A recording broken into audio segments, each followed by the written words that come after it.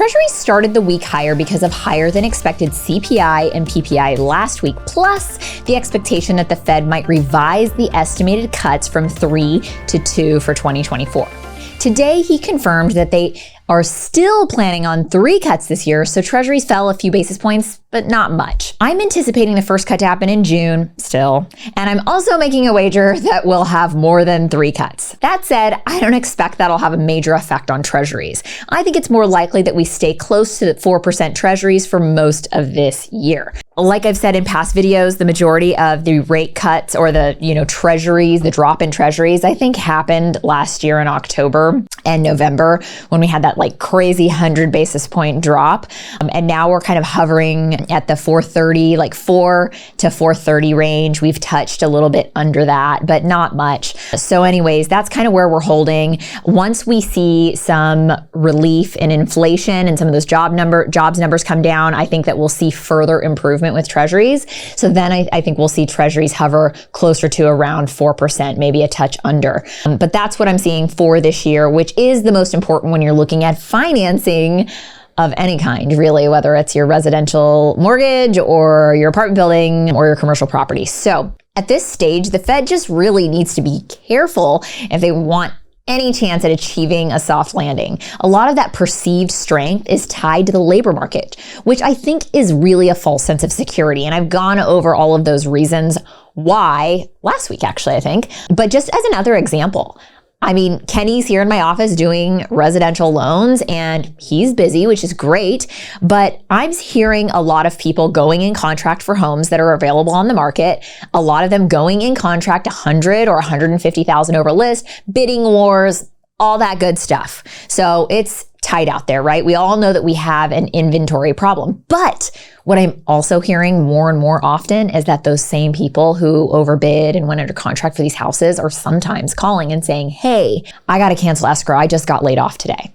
So I am hearing more and more of that happening. And I am not talking about, the person who has 3 or 4 part-time jobs just to make ends meet. I'm talking about high paying jobs.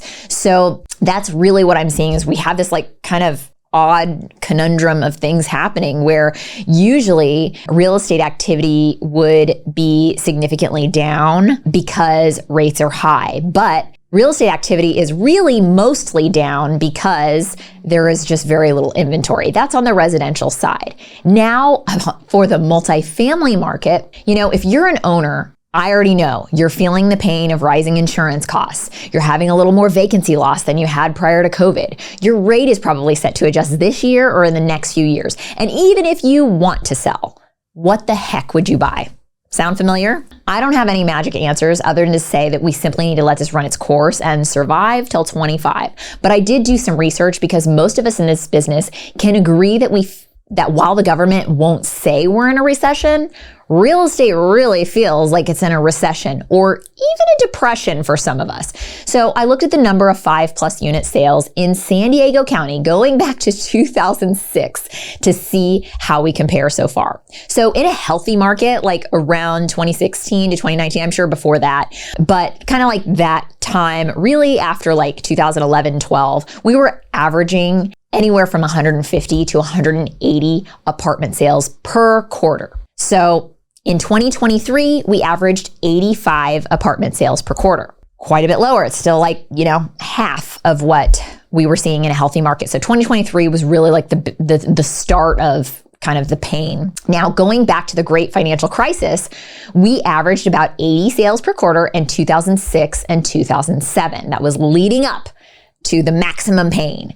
So now we averaged 58 sales per quarter in 2008 and 43 sales per quarter in 2009. That was the height of the maximum pain for real estate. So what do we have so far this year? Well, Q1 isn't over yet, but so far we've closed 41 apartment transactions. That's 5+ unit apartment buildings. I'm not including 2 to 4. So 41 total apartment transactions have closed as of March 20th, 2024 for the year. So we'll see how many more we close in the next 11 days, but that gives you a sense of kind of where we're at in the market cyclically based on the transaction volume. So you can see that there 41 apartment deals. There's more than 41 apartment brokers in all of San Diego County. And if all of them just got one deal to close, well, that still wouldn't be very good, would it? So what's my takeaway on this? Well, I think we're feeling maximum pain right now, and 2024 is going to be the year of maximum pain. So this really solidified the survive till 25 motto. And similar to the great financial crisis, San Diego hasn't seen a huge loss in value. Cap rates still remain pretty low. Financing is more challenging, at least for real estate. But at least for real estate, we might be hitting our bottom. And I think, no, scratch that. We might be hitting our bottom, and things should be looking up from here. So while this year isn't even halfway over, we're in Q1, we have 2 or 3 more quarters to survive until the end of this year, and we're gonna get some of those rate cuts. We'll see some rates trickle down a little bit, nothing drastic in 2024, I don't think. But if we can survive through this year, make things happen as best we can, I think we're gonna see things look up. So I know that's not the best pep talk that you were looking for, but this is the truth. This is really where we're at in the cycle right now.